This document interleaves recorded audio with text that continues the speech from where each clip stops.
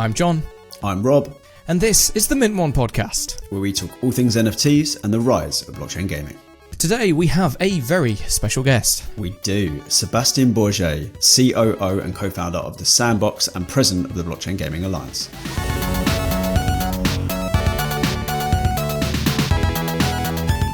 I'm sure everybody tuning into this podcast will know exactly who you are and what it is you do. But for those who have been hiding behind rocks, could you tell us a little about your background and then, of course, how the Sandbox came about and the story of it so far? Absolutely. Well, I think we'll still have a lot of people to educate about the metaverse in general and what we're at Sandbox. So no worry if you haven't heard about us yet.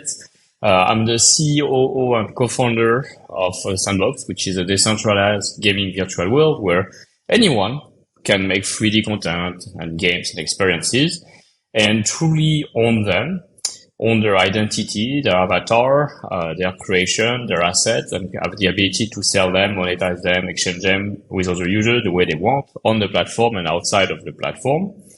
We essentially started as a mobile game originally in 2012 with the idea that we wanted players to become creators just by the touch of their finger, be able to bring to life 2D pixelated worlds and share them with other players. This concept became hugely popular, and we've grown that game towards 40 million installs by then and million of creation made by players. We also saw that over time, people love creating, love engaging with this tool, this game. Could spend literally hours, days, sometimes weeks and months in it. But maybe after a point of time, they were leaving the game and moving on to other things. And one of the reasons was that we were not able to share with them at least even a little portion of the revenue that they contributed to the game through their work, through their contribution, through their time. Social recognition wasn't enough. Towards 2017, we first found about blockchain and first blockchain game, CryptoKitties. And we immediately identified that the potential of NFTs combined to user-generated content would actually allow us to solve one of the key problems, which was by rewarding the creator, letting them monetize the way they wanted. So we worked on a new version of Sandbox from then on. It's been close to 4 years. We turned Sandbox into a platform now that have creation tool, a 3D editor called VoxEdit, a marketplace, a map, a no-code game maker. And we essentially propose users and creators to make experiences, social games, activities, virtual concerts, virtual shows that are accessed by an avatar, and that anything they create in this world actually belong to them thanks to NFTs. Today, Sandbox is counts more than 4 million users with a wallet. We're about to finish the Alpha Season 3, which is an important moment. It's an event that has enabled users to play with over 90 experiences, including 22 branded experiences. Well, I'm sure we'll talk a bit more after about that. We have 40,000 active players on a daily basis on average. We had 350,000 unique players this month. So I'm pretty excited by the growth. We also brought in more than 400 major brands. So it's starting to grow rapidly, and we're excited to be leading this the movement for the open metaverse. It's interesting. I've been reading a lot about Roblox recently and their business model and why they succeeded so much. They invested a huge portion of profits into R&D, but one of the successes they had, or at least it's been attributed, is the as you say, the rewarding of creators, that they can get something out of what they create, not just socially but financially. I was going to ask this question much later because I think it's a bit of a tough question, perhaps, but you've kind of led up to it. So I'm just going to go in for it. So what do you see if the Sandbox were to go the trajectory you want it to go, and it's continue building at the amazing pace it's building at the moment? Where do you see it going? Do you see it becoming this sort of holistic metaverse for gaming and more experiences? Obviously, you've onboarded many brands outside of gaming as well. What is the kind of ultimate vision for the Sandbox going forward over the next 5-10 years? All right. So I'll get to that answer, but right before I wanted to dig a little bit more about Roblox, because yes, Roblox has grown as a very popular platform, mostly toward like kids and younger audiences, allowing them to earn a certain revenue. But if you scratch under the surface, like how much concretely are those creators, even the young one, are actually making? Roblox takes 70%, 30% royalty on top of the revenue, but they also control the exchange rate. So like when the user spends 1 Robux, the creator receives 1/3 of it. So the exchange rate is not fair on the buyer and seller side. So ultimately, creators are left with very little from but the values that have been brought in as by themselves by creating the content and attracting the players. So I'm a little bit shocked when I hear that Roblox is investing a lot into the R&D. I think Roblox should first invest a lot into rewarding fairly their creators. Like us, 95% of the revenue goes back to the creator. And when we collect 5% royalties on the transaction of NFTs, 50% of that goes back to the foundation, which again support the creator. That's an important commitment that they should look at.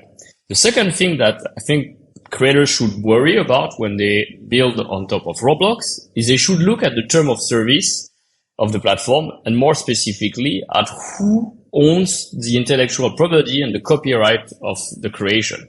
They will find out that actually they don't own that, and they own very little, if not nothing. They cannot transfer their creation outside of Roblox or to other users. They cannot sell it outside of Roblox platform. And sometimes even the game they created, the IP they create, isn't theirs. So I'm worried that the future, all that creativity that's been brought into Roblox is going to end up into this closed walled garden platform instead of like contributing toward a more open metaverse.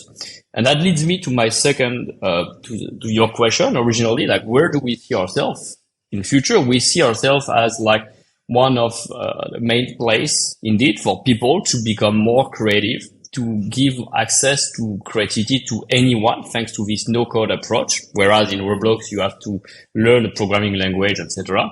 But ultimately, we want the players, the landowners, the creators, the builders, the artists to also own that world that they contribute to build.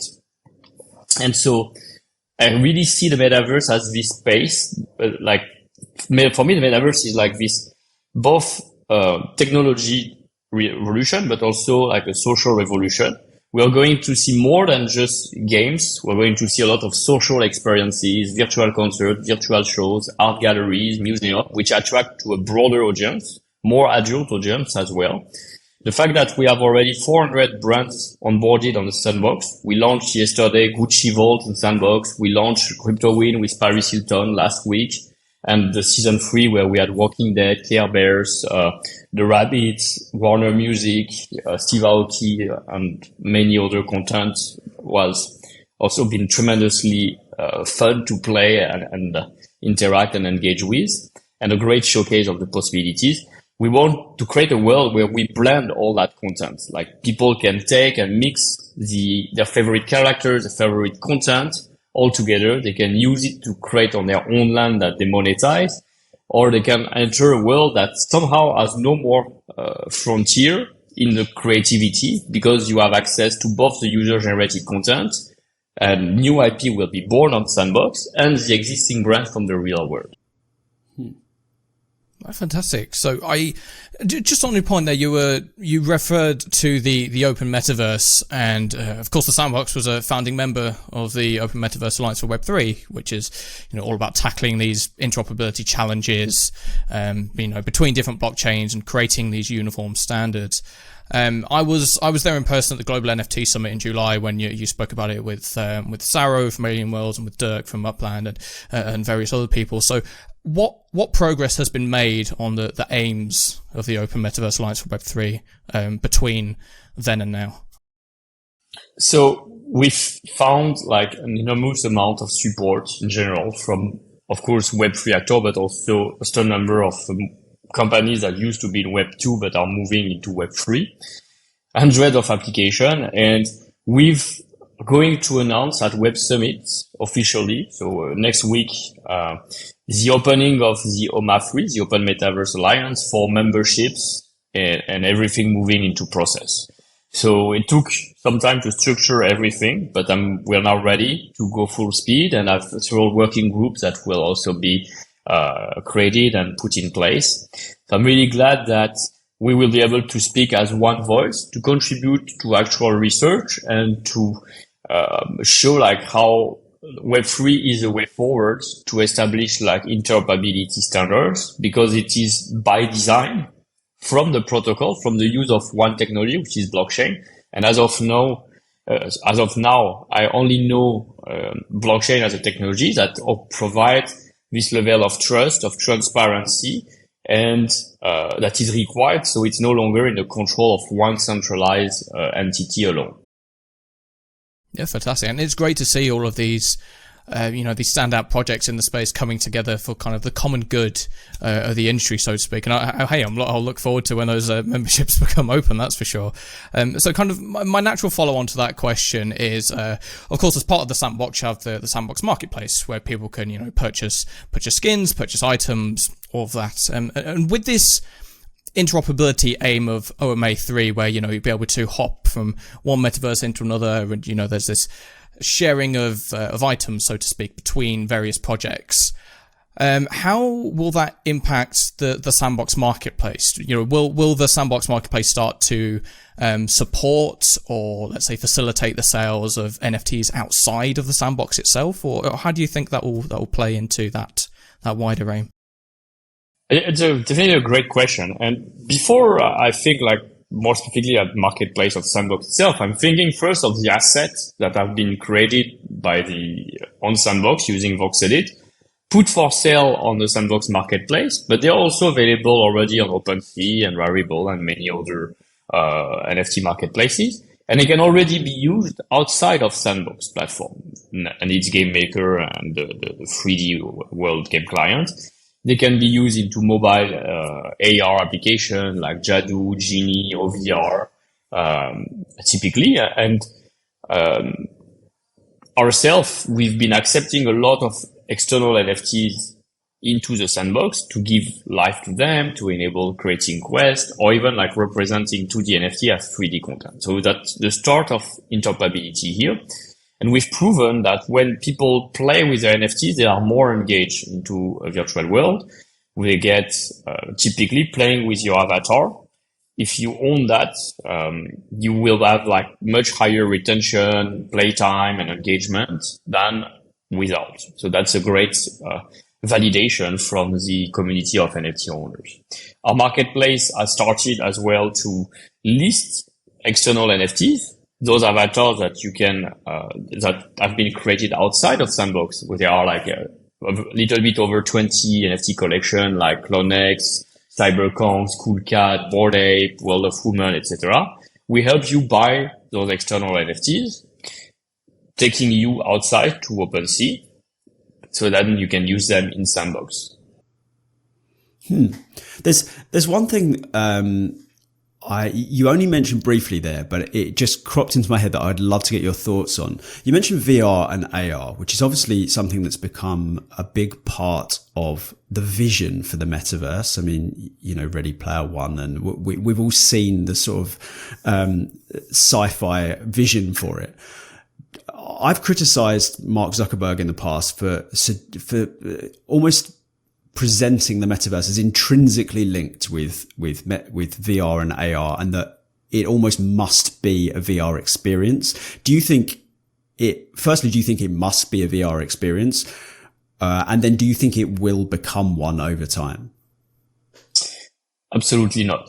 I've said that quite many times, that the metaverse is like this myriad of virtual world that you as user access with an avatar. And how you access it, it could be literally on any platform, any device.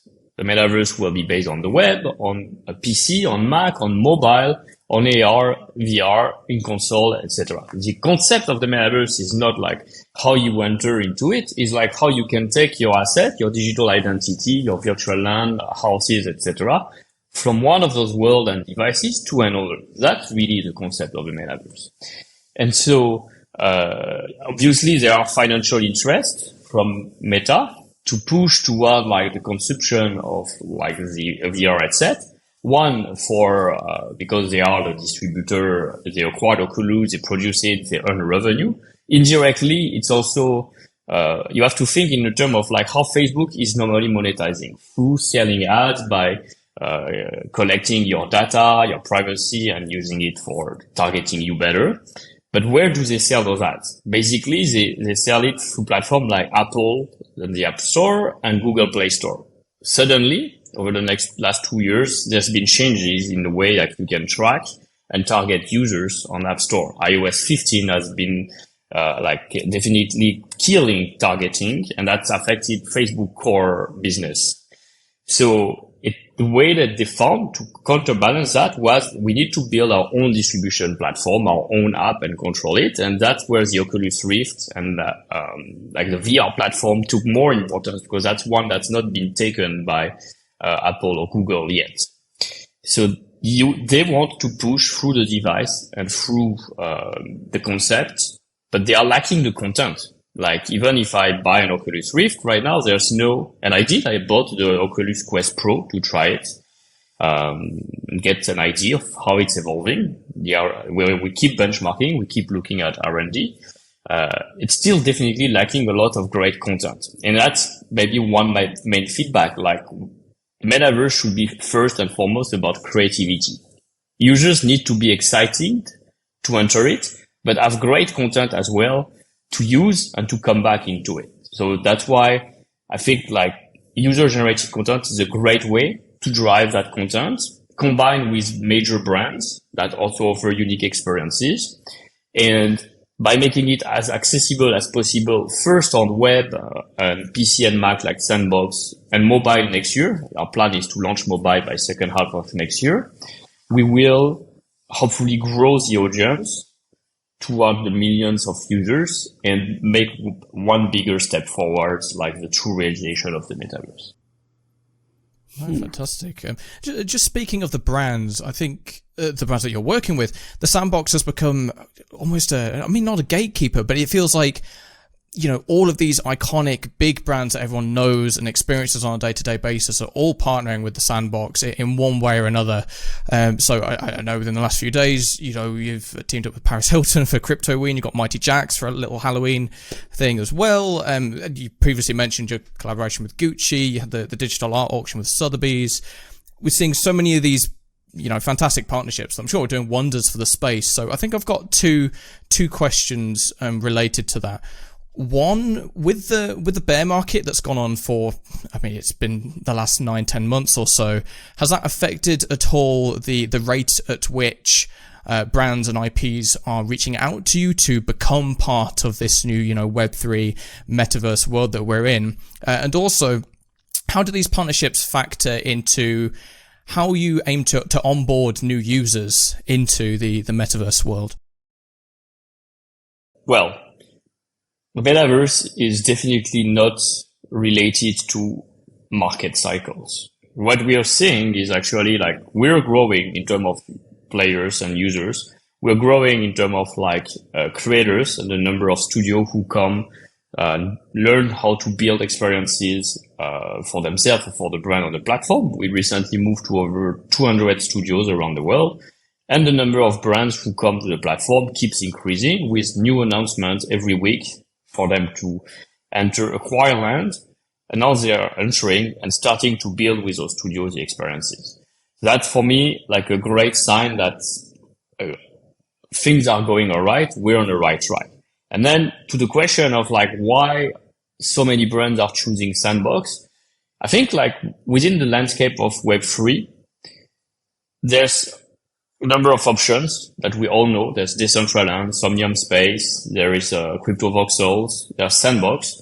Sandbox has clearly shown that we have a strong focus around like gaming. That's our DNA. It's been 10 years. And with the kind of creative possibility in Sandbox, you can see that now. You can enter season, you can try the events, and it is effectively working, driving audiences, and pretty fun to interact and create with. So it will become not the only, like we are not gating access to the metaverse. We just try to bring value to the brands and to the users. And if we do it right, and it seems we are somehow on the good path, brands follow because they try the product, they see by themselves. Of course, we want the metaverse to keep growing, and our goal is like there will be many other actors, many other virtual worlds that users can take their own. And it's great that there is a lot of choice available on platform, on devices, and the kind of interaction you can do. I think your onboarding has been something that's caught a lot of people's eye, both inside and outside of Web3. The flagship brands and partnerships that you've had, akin to what we've seen with huge chains like Polygon as a whole, with their Reddit and Starbucks, like they've onboarded. But that kind of makes sense because they provide a very wide service, and obviously there's lots you can do if you're integrating blockchain into your company. When it comes to onboarding the really wide array of people that you've onboarded, from Gordon Ramsay's Hell's Kitchen to Tony Hawk's, I mean, it's really like a wide spread. I wondered two things, I guess. One, is there something that what do you find is the most common thread for these brands when they look at the Sandbox? What are they excited about? What do they hope to get out of the partnership? And then the opposite of that, is there, I don't know how much outreach you do to try and onboard brands, but is there a point of common resistance that you find with companies and brands? So right now, like the onboarding still remains one of the main challenge. Like we have the reach through those brands. We can reach to over 1 billion fans globally, but there is still like some effort from the users to be able to get on the platform, create a wallet for the first time, and enter the space. We've seen that kind of resistance to technology in the past. We're still into this early adoption curve, in my opinion. And we haven't yet reached the plateau or the point, where inflection point, the technology is so seamless, people understood it fully. So it's better than it used to be, but we're at a point. Sandbox is a driving force for bringing more users. We see like more than half of the users who enter Sandbox actually created the wallet for the first time. They created it because they want to play, they want to interact. And we're tweaking the whole process to improve that user experience, make it shorter to enter. First, create your avatar, play with your avatar, get your wallet, and own your the rewards you collect, like the tokens, Sand token, and NFTs on that wallet. Our goal is still like ultimately to create Web3 wallets. Like I mentioned at the beginning, we have a little bit over 4 million users with a registered wallet. It's important because that wallet is your passport, your account across all the Web3 services, not just Sandbox, but the one you're going to use to connect with every other app, one that will follow you all your life and contain your NFTs and so on. So it's valuable. And we see the value of people having wallets with token on it. Even giving them for the first time their first NFT, their first token, is a great way then to keep them even more engaged over time and help them build that value for themselves. So ultimately, we grow our audience slowly, but we grow it. And at the same time, brands like it. Brands like that there is a destination where there are users, there are creators, and there are players. They understand it's not as big as Roblox or Fortnite and so on. Obviously, we are not in the hundreds of millions of users yet. We didn't start it 20 years ago. But we have an audience that is more captive, more engaged, and which has potentially more value on their account that they can cross-pollinize through interoperability and using their NFT to gate access to experiences, or use NFT to whitelist you access for minting on some collection, or reward users based on their NFT ownership through physical merchandising or virtual experiences. In my opinion, that's the main point of Web3, the disruption that Web3 proposed, and enabling to create new business model thanks to that. Brands also, one of their challenge is they've been growing over the past 10 years by giving up all their data to Facebook, to Google, and the number one challenge they have now is like, they say we cannot acquire new users without keeping paying those platforms. And the cost of advertising of those platforms keep rising. So we've been deprived of our own data, of the ownership of, they all talk about CRM, Web3 as a first CRM tool, because they want to get back the contact and the intelligence related to like, this is our community. We want users to own their data and their content, but we also want to be able to have a closer relationship, disintermediated from those platforms who control and everything, including ultimately our revenue, because, well, they capture a lot of, like that revenue due to their cost. And I think that's what, Web3 in general is solving for brand, and Sandbox is a fun destination to do that, because a real utility to play, to interact, to socialize, combined to the user-generated content, enabling brands to co-create their presence, to open themselves to the community and see a lot of creativity around is also a very positive message.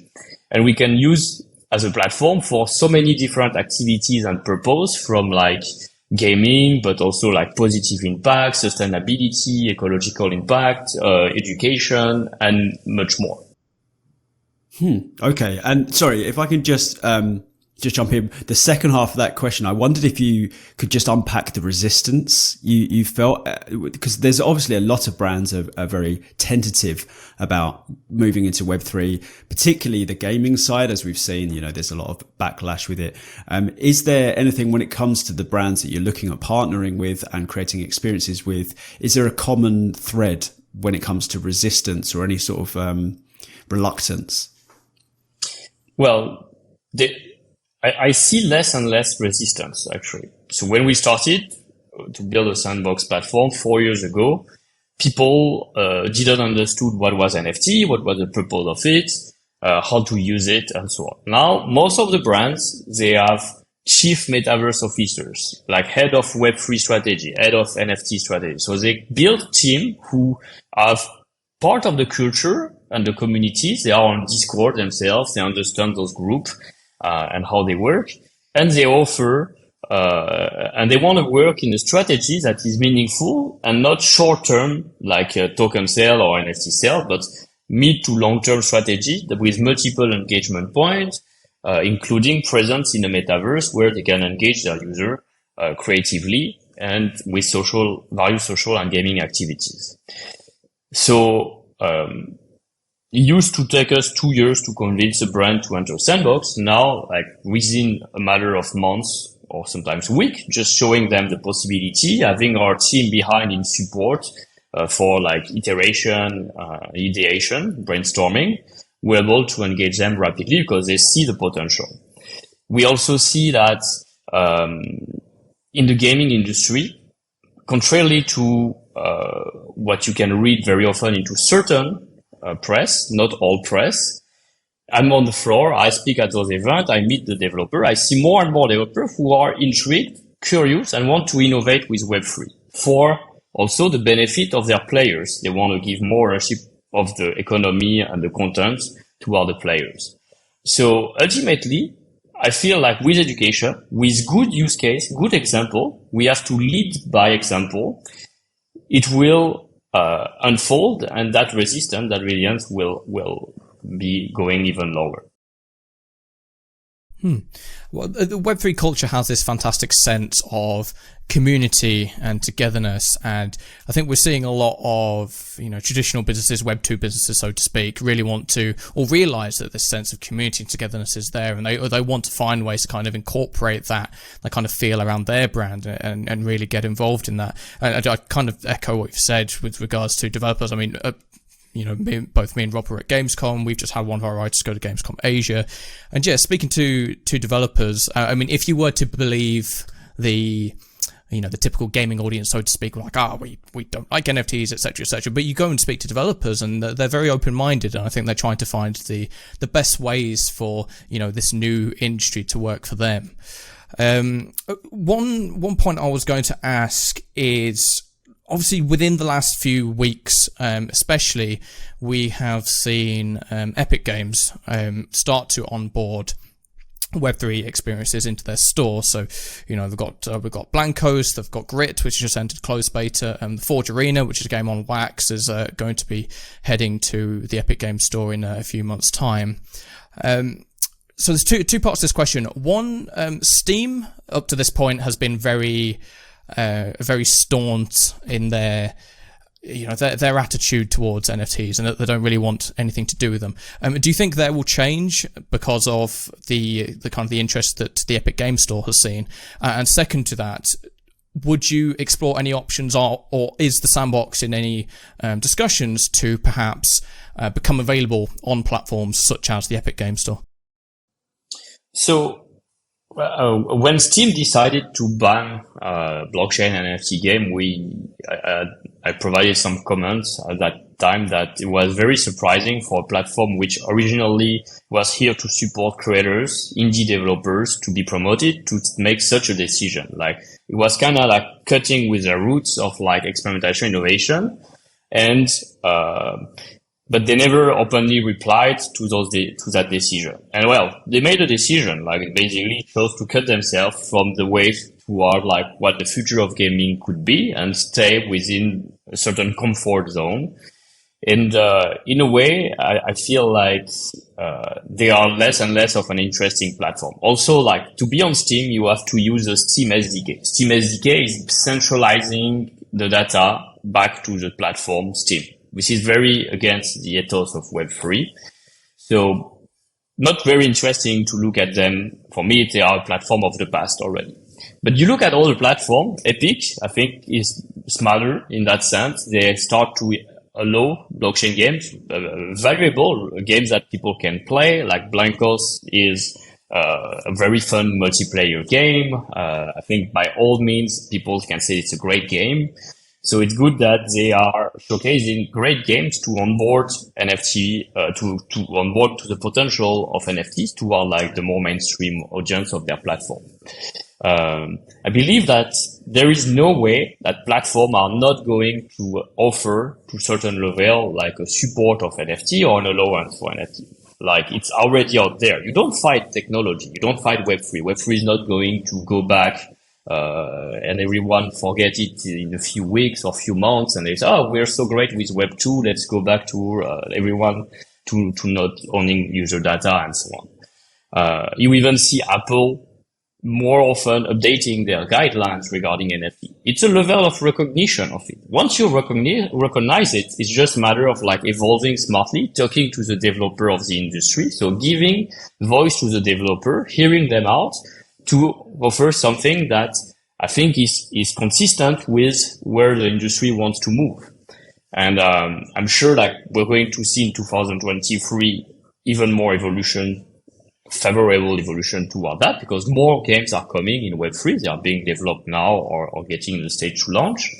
And we are also at Sandbox looking at how to make Sandbox accessible to all other platforms. Right now, we have to build our own distribution, download everything on our website, which is great. We learned how to do that all alone without having to rely on external platform.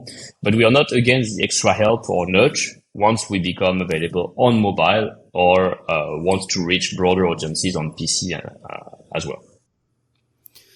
Yeah, the Steam point is an interesting one. So when they announced that, I wrote an article just giving my thoughts a little bit like you did. And I felt like it was a betrayal of indie developers in particular. They had spent so long, Steam had become this central pillar of gaming, and they had empowered indie developers to actually distribute their game and get in front of the eyes of gamers, which had been the biggest problem for indie developers. And it felt like such a step backwards. But I wrote an article recently about the Sandbox, and it links a little bit to Steam, and I've been thinking about it more and more lately. So I thought I'd just ask for your thoughts on it. So in a recent article on Sandbox, I described it as the ultimate meta game. And I don't mean that in like a metaverse sense, although it is. I mean that it's a game that contains games. And I wondered if do you think that is, I mean, obviously that's an important part of the Sandbox model, but do you think that is necessarily the future of gaming? That perhaps we always see Web3 Steam. I see that every single week. Somebody's building Web3 Steam.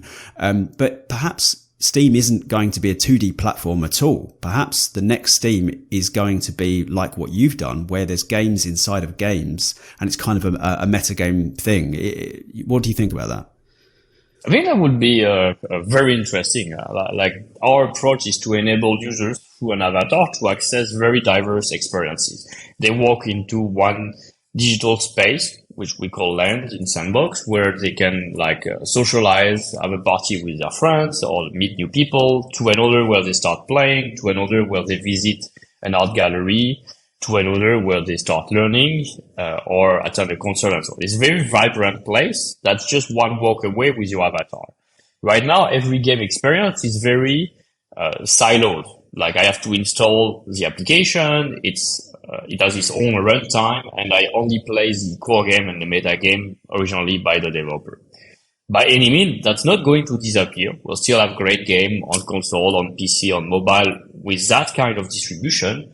But I find it also quite interesting to keep your identity and move across those different places and kind of gameplay. A good way to think about that is maybe Wreck-It Ralph from Disney, this 3D animation movie that really put the characters as they walk from the social hub to different games. Yeah, it's an interesting step, I think, for gaming, and perhaps Steam's ban on NFTs might end up prompting an evolution, which would be great to see. So I've got one more question about traditional gamers, which I'd like to ask you. Recently, I was working with a company and they asked if I could give an elevator pitch length answer to, what is the value of blockchain to traditional gamers?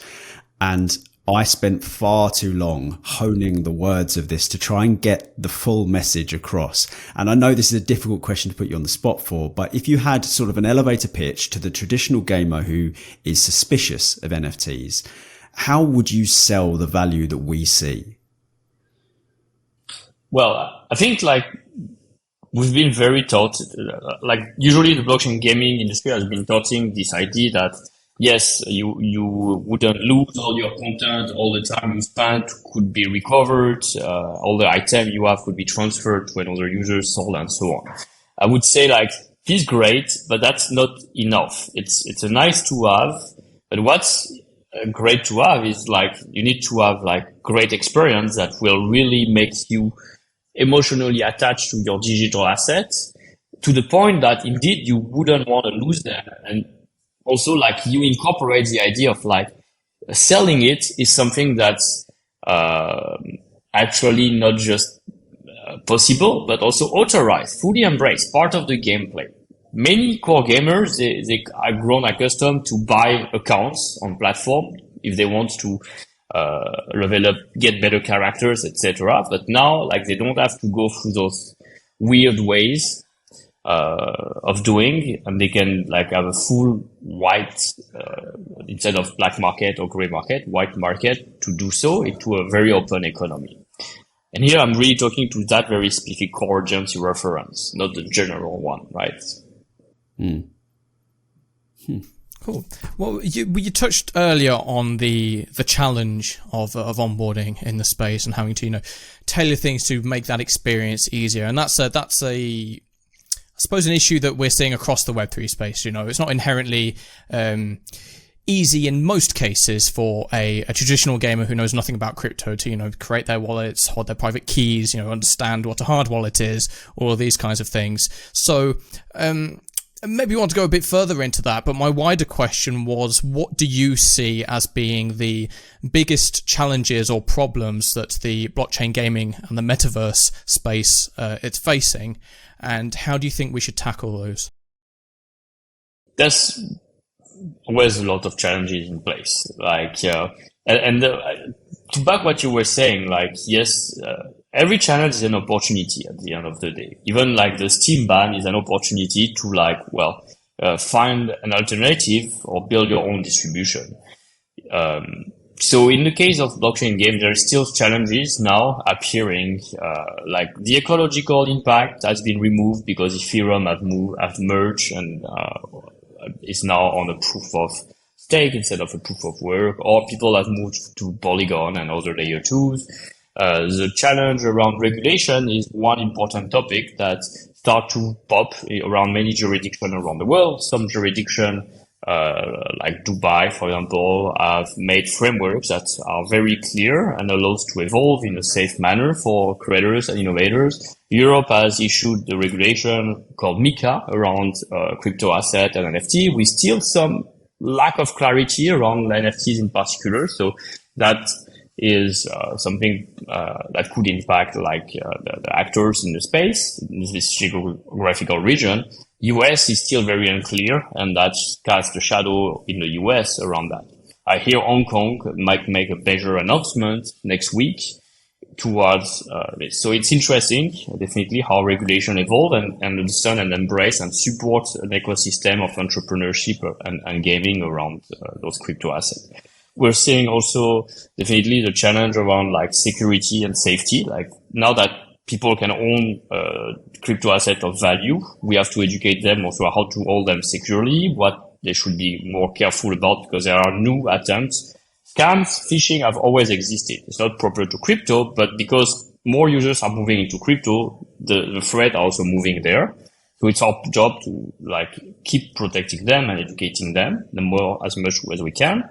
And I would say threats or new challenge come up as innovation keeps going on. And now there's some debate around the creators' royalties, allowing users to decide. For example, I know it sparkled a lot of debates within the industry. I find it's a very, it's not necessarily a question with an answer, but at the end, it's more freedom of users and the fine balance between educating users on the importance of royalty for supporting the creativity and the creators. Yeah, it seems like something that the Sandbox would be supportive of generally, the NFT royalties, simply because it empowers the creator and it rewards the creator. Is that fair to say? Well, as I described before, from the 5% royalties that Sandbox takes, 50% of it is directly reinvested into the foundation. Some projects take higher fees and you don't really see where those fees go. How they've been reinvested on the development of the product or the platform for the benefit of the users. So I think once you do a good job at explaining what are the royalties being used for, what do they support next, then maybe it will be user will also help and support the community and project they want thanks to that. Interesting. So let's change tact a little bit here. So alongside, of course, your role at the Sandbox, you're also the president of the Blockchain Game Alliance. Token Game is a member. Atomic Hub's a gold sponsor, so by extension, NFT Insiders are part of that as well.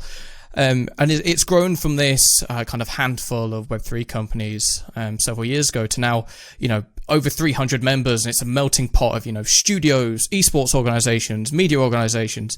Did you expect it to grow as quickly as it has? And now that you have, obviously, OMA 3, how will the two work together to kind of further blockchain gaming and metaverses in general?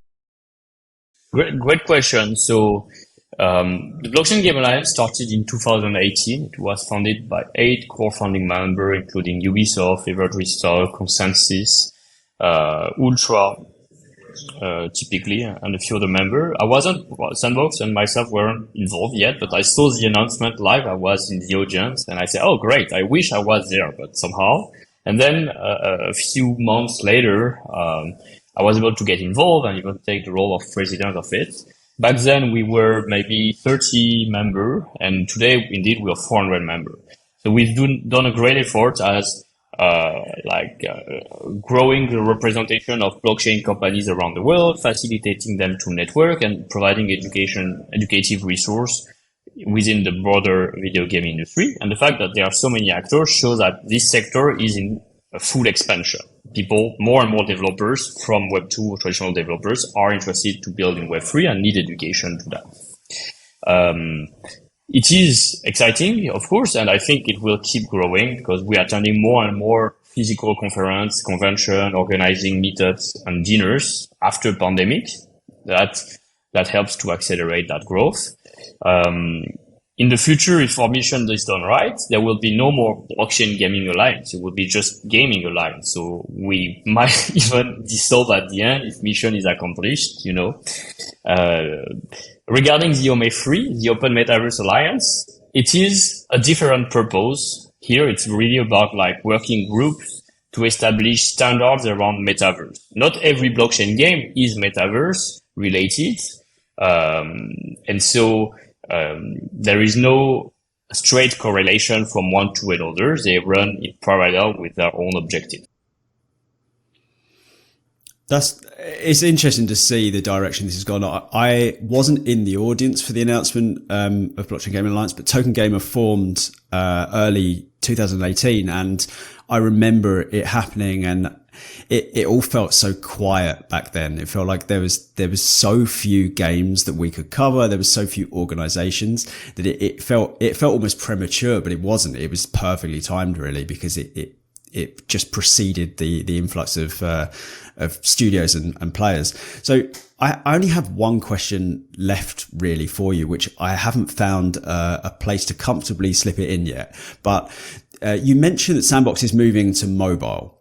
And I think mobile gaming is something Token Gamer talks about a lot. We've got somebody who is exclusively a mobile gamer. He's one of our writers, and very passionate about it. And he's written a few articles which can cite a sea of evidence on how powerful mobile has become to the games industry. It's obviously bigger than every other platform combined, which is just still blows my mind. Do you think that this could be a real transitional moment for the Sandbox when it moves on to the mobile platform? And one supplementary question: how are you getting around Apple? Because we've got an app that's Web3 based, and Apple have been very difficult. So we see mobile as a great gateway for people to start interacting with an avatar into 3D world. It's not necessarily at the beginning purchasing, transacting, and so on, just like socializing, accessing those worlds and playing with their NFTs. So that's what we started to do. We're working with Unity directly to port Sandbox to mobile. And by second half of 2023, we hope to launch a first version. So that will be all the events, all the season, all the experience that landowners self-publish will be playable on mobile as well, bringing them more distribution. So always thinking our creators, how do we give them more users? Terms of regulation of the platform, they are not necessarily clear or easy. So you have to navigate through them and make sure you're really fully compliant. And if you feel that,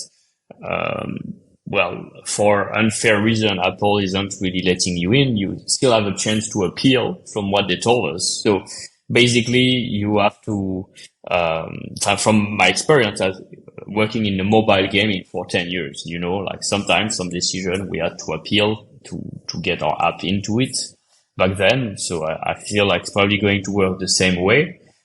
There's no way to outsmart Apple yet on their own platform. So you just have to find out exactly how you are the most compliant with them, or adapt your business model on other platform ultimately. Yeah. No, it will be interesting to see how Apple and Android as well kind of adapt to this rise of blockchain-based mobile games. But I think we're almost out of time for today. So before we wrap it up, for those that are listening to the podcast, is there anywhere in particular you would like them to go? Anything you'd like them to check out? Absolutely. Well, thanks for listening to this interview.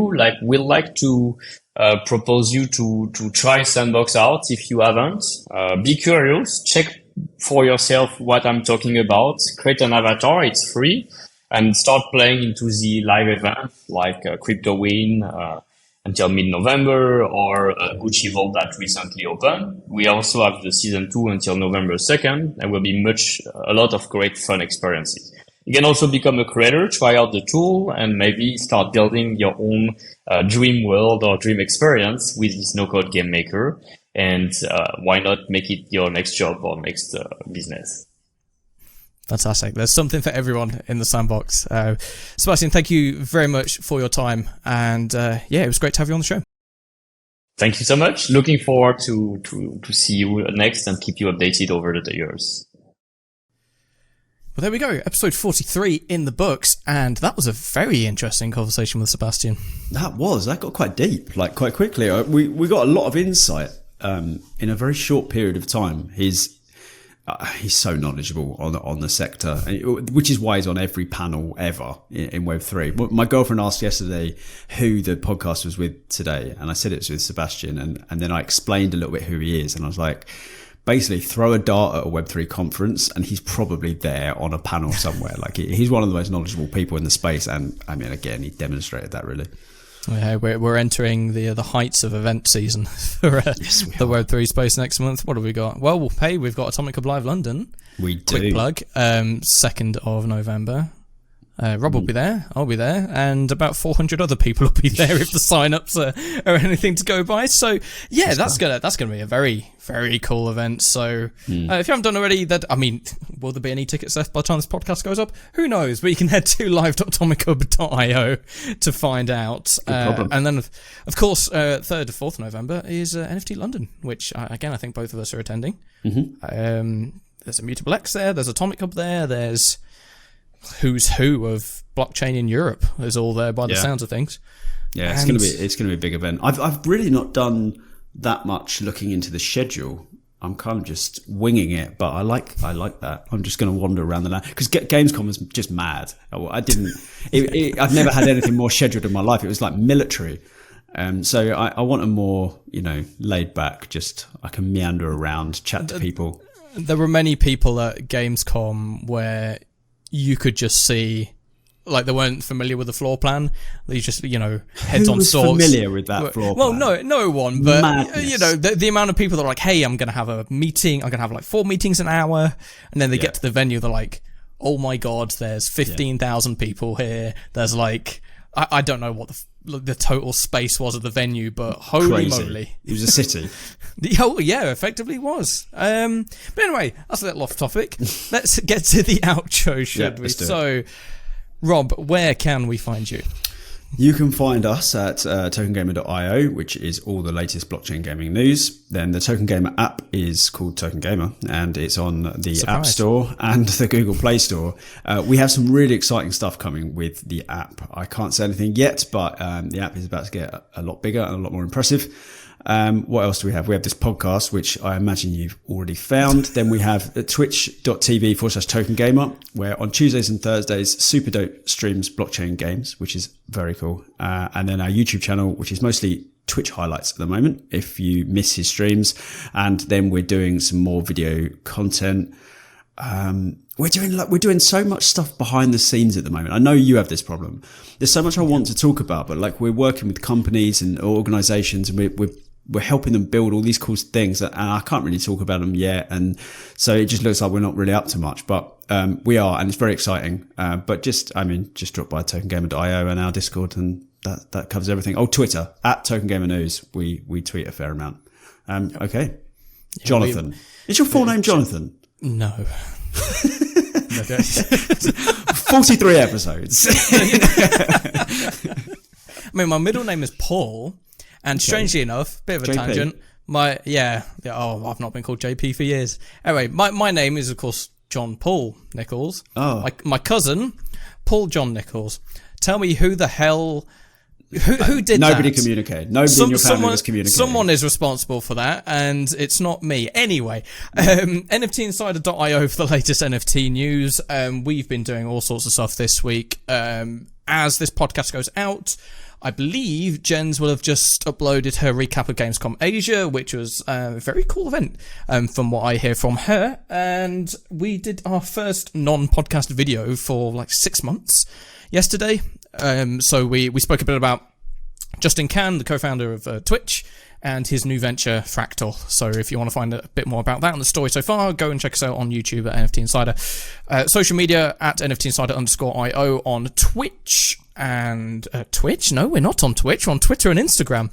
We are also now on CoinMarketCap. So if you go to coinmarketcap.com and head to their community page and type in NFT Insider, you'll be able to see us there, which is, I mean, it's basically it's CoinMarketCap's version of Twitter, but for Web3 people. And it's quite an interesting platform. I think we're set to get verified on there soon, I think, so that should be cool. And then for me personally, it's at Hydropowered, HYDROPWRD on Twitch, Twitter, Instagram, Clubhouse, Meta.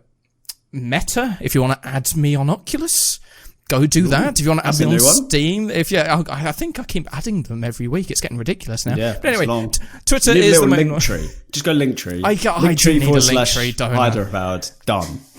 Yeah, I really should. Everyone's got a Linktree but me.